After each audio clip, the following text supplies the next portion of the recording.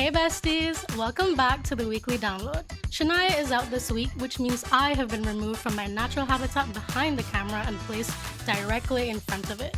I'm Jules, producer and now the emergency host. This week, the cost of living continues to cost entirely too much. Belizeans are stressed about today, but somehow still hopeful about tomorrow. And one encounter with a jaguar cub ends with a $1,000 fine. We're also checking in on the fire service's 5-year search for a permanent home, bringing a little book and sip club business to the culture desk, and sharing an anonymous plea from a high school teacher who says educators are being pushed to their breaking point. Let the download commence.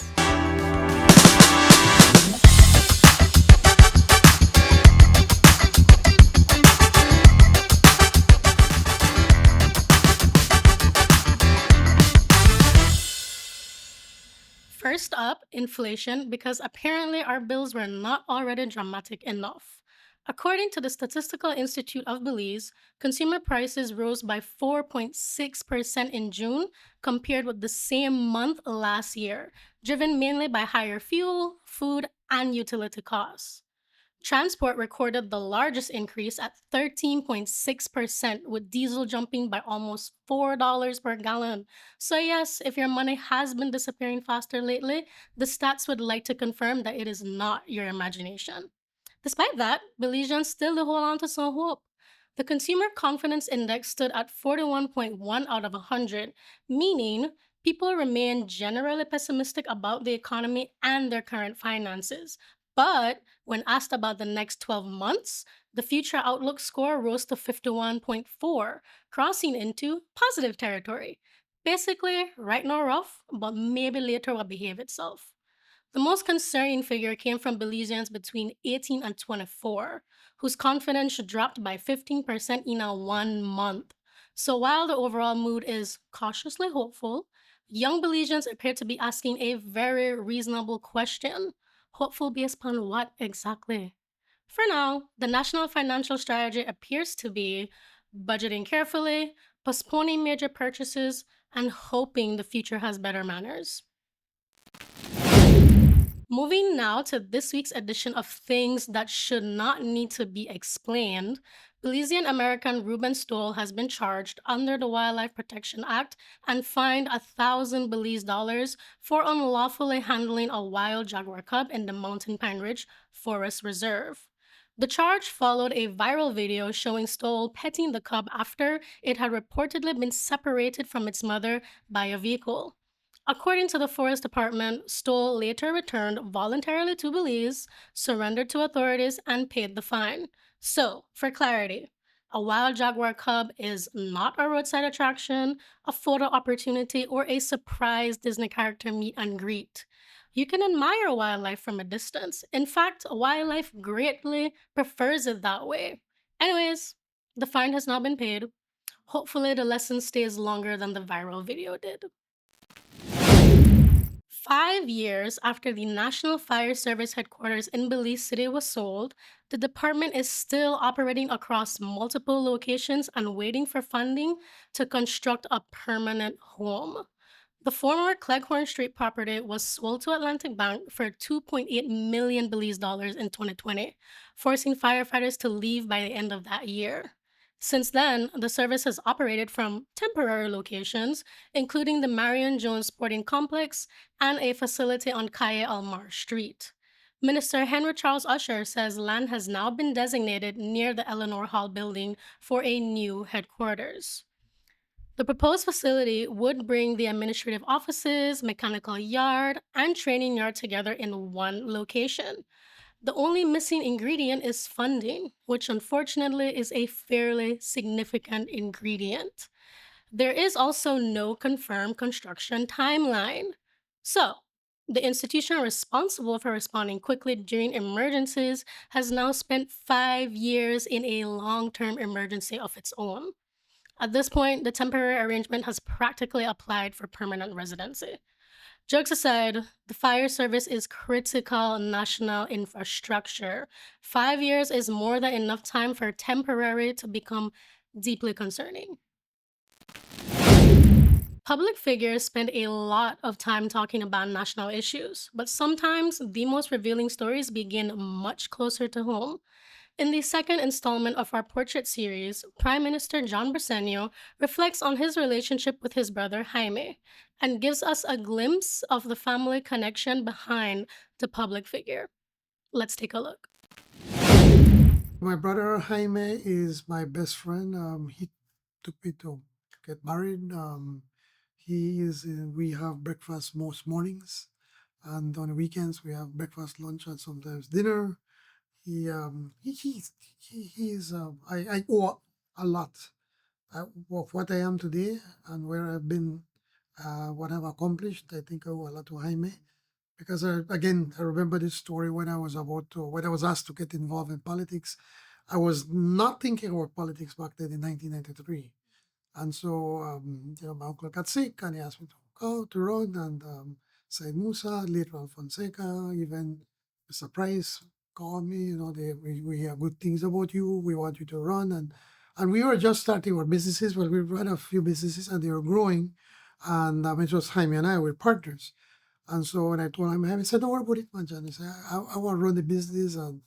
So I told him, I said, I only do 2 terms. I said, 10 years, 15 years max. I said, and then after that, I'll come back in the business. I said, "Don't worry about it, man." And to this day, he always said, "Don't worry about it. I want to take care of it."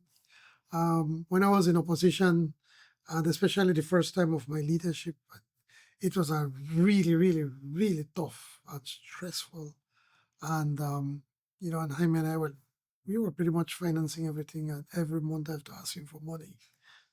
And when he never once said, "Why?" He just don't worry about it, John. Here's money. And I remember we were in Mexico City when I became the leader once again, and we were coming close to election. And we felt confident we are going to win. No?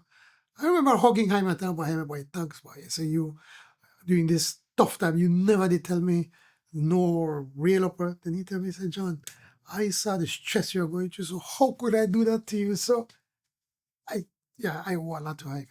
A reminder that behind the speeches, cabinet meetings, and political headlines, there are family histories and personal relationships that help shape the people we see in public. Also, siblings will humble you in ways no opposition ever could. All right, full disclosure, I'm part of the Belize City Book and Sip Club, and Yesteryear by Caro Claire Burke was our book for this month. And let me tell you, this is another kind of book you finish and put back on the shelf.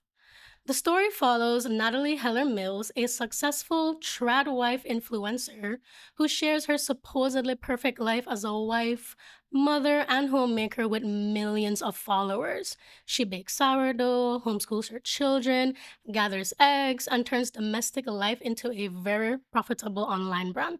Essentially, she has monetized chores. But when Natalie wakes up in 1855 and is forced to live inside the historical period she has spent romanticizing, suddenly the good old days have fewer aesthetically pleasing baskets and significantly more labor, danger, and limited rights. The book has become a bestseller and a major source of debate online. Some readers see it as a sharp satire of tradwife culture, social media, and modern womanhood. Others think it raises plenty of interesting questions without fully answering any of them. And honestly, that divide is what makes it such a good book club selection. Have you read Yesteryear? Do you want to? Was it a clever satire, a missed opportunity, or somehow both? Let us know in the comments because I will be comparing the responses with the Book and Sip Club group chat. Before we close, we're putting the jokes down for a moment to make space for a message that was sent to the weekly download. The sender identifies themselves as a high school teacher. We have not independently verified every claim made in the message, but the concern it raises about teacher shortages, workloads, and working conditions deserve a wider conversation. Here is the message as it was sent. Hello. I'm reaching out because I honestly don't know where else to turn. As a high school teacher, I have watched the workload become heavier and heavier, and many of us are reaching our breaking point. It feels like our voices are not being heard, so I'm hoping you can help bring attention to what is happening. Across many high schools, teachers are being overloaded with teaching hours because of the shortage of teachers.